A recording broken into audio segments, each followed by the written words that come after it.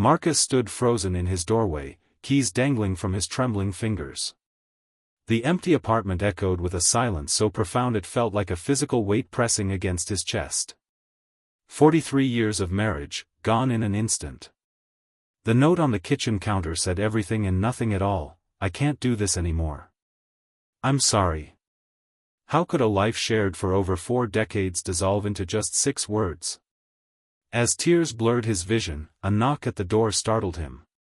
It was Mrs. Chen from next door, her weathered face creased with concern. Sometimes endings are just new beginnings, dear, she said softly. Those 7 words would alter the course of his life in ways he could never have imagined. If you're feeling moved by Marcus's journey already, please hit that like button and subscribe to follow his incredible story of loss, resilience, and unexpected redemption.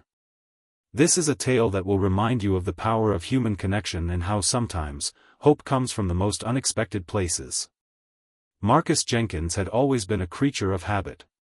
At 68, his life had settled into comfortable predictability.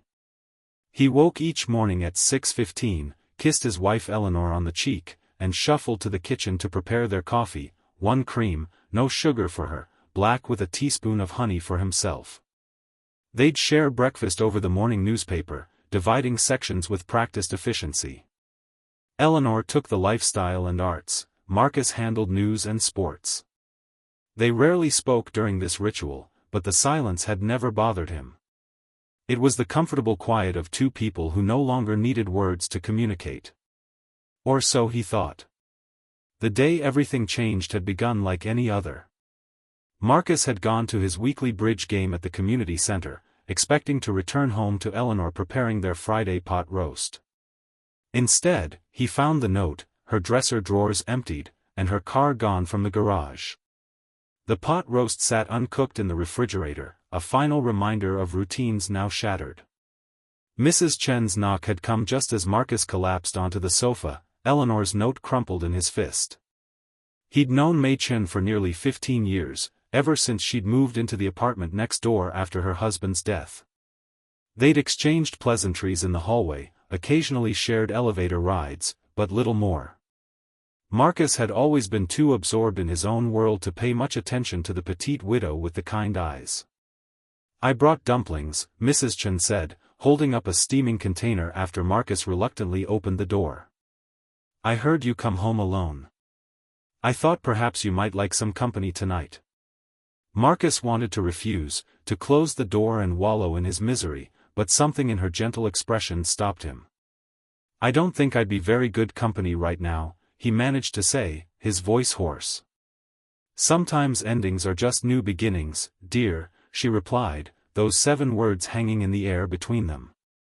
And beginnings are always easier with a full stomach. Against his better judgment, Marcus stepped aside to let her in. The simple act of allowing another person into his space, into his pain, was the first step on a journey he couldn't yet comprehend. Mrs. Chen moved around his kitchen with quiet efficiency, setting out plates and serving the dumplings without asking where anything was kept. Marcus watched her, bewildered by her presence yet strangely comforted. My husband left me too, she said matter-of-factly as she placed a plate in front of him. Not by choice, cancer took him. But the emptiness feels the same, I think. Marcus stared at the dumplings, steam rising in delicate curls. Eleanor chose to leave, he said, bitterness edging his words. 43 years, and she just walked away. Mrs. Chen nodded, her eyes reflecting a wisdom born of her own suffering. Sometimes people leave because staying hurts more. Have you asked yourself why she might have been hurting? The question struck Marcus like a physical blow. Had Eleanor been hurting? He'd assumed their comfortable routines were signs of contentment, not resignation. He'd mistaken silence for peace, not the slow death of connection. I don't know, he admitted, the realization both humbling and terrifying. I don't know what she was feeling at all. Then perhaps that is where you must begin, Mrs. Chen said gently. Not with anger at her leaving, but with understanding why she felt she needed to. That night, after Mrs. Chen returned to her apartment, Marcus sat alone at the kitchen table until dawn broke. He replayed moments from their marriage, searching for clues he'd missed. Eleanor's suggestion 6 months ago that they take dance lessons. Her attempt to start a book club with other couples. Her increasingly frequent visits to her sister in Colorado. All signs of a woman trying to breathe life into a relationship that had grown stagnant. The next morning, Marcus found himself knocking on Mrs. Chen's door, surprising both of them. "I'd like to talk more," he said awkwardly. "If you have time." Thus began an unexpected friendship. Each evening, they would share a meal, sometimes Mrs. Chen's dumplings or stir-fry, sometimes Marcus's attempts at the recipes Eleanor had left behind. They talked about their spouses, their lives, their regrets. Mrs. Chen spoke of her immigration from China as a young bride, the struggles of adapting to American life, and the deep love she'd shared with her husband until his death 10 years earlier. "We argued often," she confessed with a small smile. "He was stubborn, my Liang. But we always talked. Even when it hurt, we talked." Marcus realized that he and Eleanor had stopped truly talking years ago. Their conversations had become transactional, discussions about bills, schedules, and household maintenance. The deeper currents of their thoughts and feelings had gone unexplored for so long that perhaps they'd both forgotten how to navigate those waters. 3 weeks after Eleanor's departure, Marcus received a letter from her sister's address in Colorado. Eleanor wrote that she was safe and well but needed time to think. She didn't ask for a divorce, not yet, but she couldn't promise she would return. "I've spent decades being your wife," she wrote, "but I've forgotten how to be Eleanor." Marcus shared the letter with Mrs. Chen that evening. "I don't know who I am without her," he admitted, the words painful to speak aloud. "Then perhaps it is time for you to discover Marcus," she replied. Not Eleanor's husband, not the man of routine, but the man beneath all that. The suggestion terrified him. Who was he, stripped of the identity he'd worn for over 4 decades? What remained when the comfortable patterns were disrupted? Mrs. Chen became his unexpected guide on this journey of self-discovery. She convinced him to join her Tai Chi class in the park, where he felt ridiculous at first, his stiff movements a stark contrast to the flowing grace of the other participants. But gradually, his body began to remember how to move with intention rather than habit. She introduced him to her grandson Kevin, a college student studying literature, who invited Marcus to join a community book club. Marcus, who hadn't read fiction since high school, found himself engrossed in novels that opened windows into lives and experiences far different from his own. Most significantly, Mrs. Chen encouraged him to write to Eleanor, not to beg her to return, but to share his discoveries, his regrets, and his hopes. "Write from your heart," she advised. "Not the heart you think she wants to hear from, but your true heart." Marcus's first letter was awkward and halting. He wrote about the emptiness of the apartment without her, his confusion about where things had gone wrong. Eleanor's response was brief but not unkind. She appreciated his honesty, she said, but needed more time. As weeks turned to months, Marcus continued his unexpected evolution. He volunteered at the local library, reading to children during Saturday story hour. He took cooking classes at the community center, learning to prepare dishes more adventurous than the meat and potatoes fare that had been their staple for decades. He even adopted a cat from the shelter, a one-eyed tabby named Captain that Mrs. Chen insisted needed a home as much as Marcus needed company. His letters to Eleanor became more reflective, less focused on their past and more on his growing understanding of himself and what might be possible for their future, together or apart. "I never gave you room to change," he wrote in one letter. "I was so comfortable in our routines that I didn't notice you trying to break free. I'm sorry for that. I'm learning that change doesn't have to be frightening." 6 months after Eleanor's departure, she agreed to meet Marcus for coffee at a neutral location, a new cafe halfway between their apartment and her sister's home, where she was still staying. Marcus arrived early, his stomach knotted with anxiety. When Eleanor walked in, he barely recognized her. Her hair, which she'd kept the same shoulder-length style for decades, was now cut in a modern bob with subtle highlights.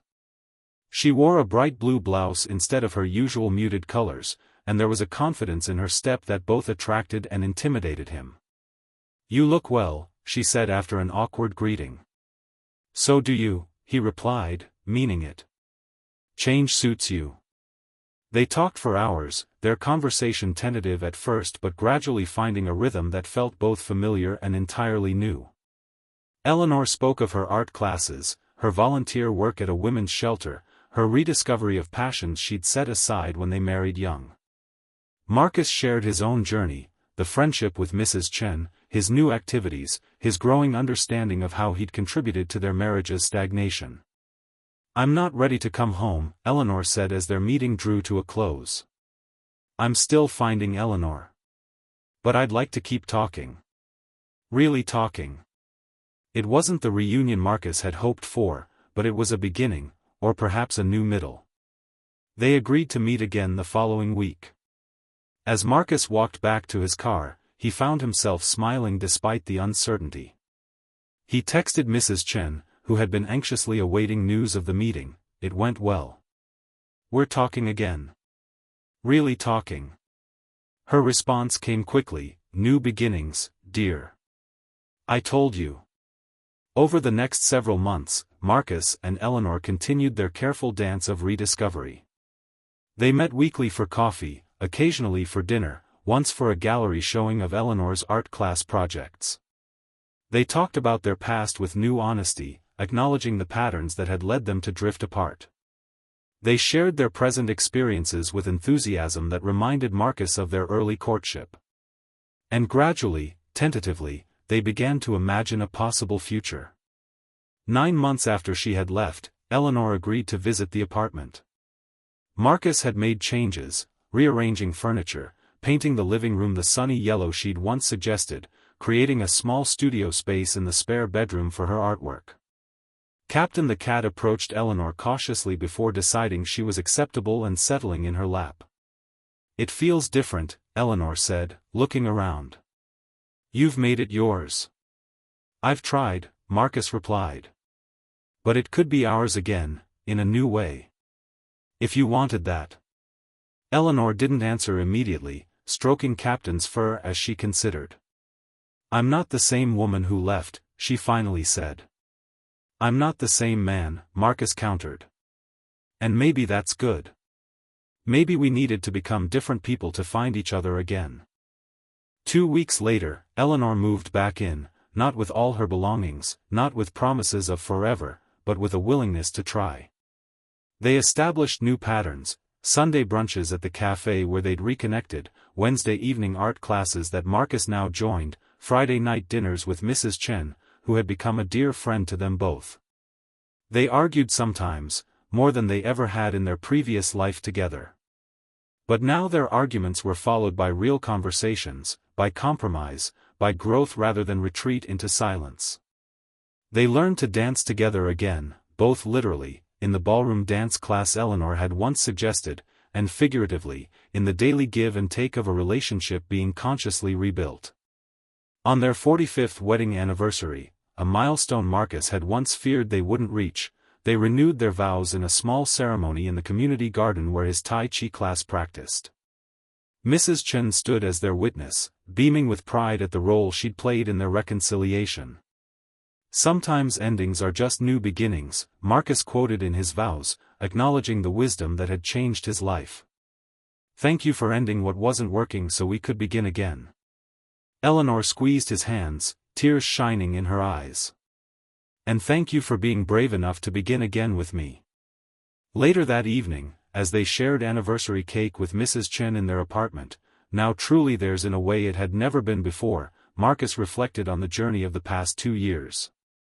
From the devastating emptiness of Eleanor's departure to the rich fullness of their renewed connection, from the stranger he'd been to his neighbor to the deep friendship they now shared, from the man of rigid routines to someone who had learned to embrace change and growth. "I never would have imagined this outcome that night you knocked on my door," he told Mrs. Chen, raising his glass in a toast. She smiled, the wisdom of her years shining in her eyes. "Life rarely follows the path we imagine, dear. That's what makes it worth living." As the evening wound down and Mrs. Chen prepared to return to her apartment, she paused at the door. "You know," she said thoughtfully, "my Liang always believed that we are placed in each other's lives for a reason. Perhaps this was ours, to help each other find new beginnings when we thought we were facing endings." Marcus and Eleanor exchanged a glance, their hands finding each other's with the easy familiarity of long love renewed. "I think he was right," Eleanor said softly. After Mrs. Chen left, they stood together at the window, looking out at the city lights. Captain the cat wound around their ankles, purring contentedly. "Are you happy?" Marcus asked, the question simple but profound. Eleanor leaned her head against his shoulder. "I am. Not because everything is perfect, but because we're both still becoming. Still growing. Still beginning." Marcus wrapped his arm around her, feeling the truth of her words settle into his bones. Their story hadn't ended that day he came home to find her gone. It had simply turned a page to a new chapter, one made possible by 7 words from a neighbor who had become so much more. Sometimes endings are just new beginnings, dear. And sometimes, those new beginnings lead us back home, not to the home we left, but to one we build together, with wisdom, with courage, and with love that has weathered the storm and emerged stronger for the journey. If this story touched your heart, please take a moment to like this video and subscribe to our channel for more powerful stories of transformation and hope. Remember that in your own life, what feels like an ending might just be the first step toward a beautiful new beginning. Share in the comments a time when words from someone unexpected changed your perspective or your life. We'd love to hear your stories too.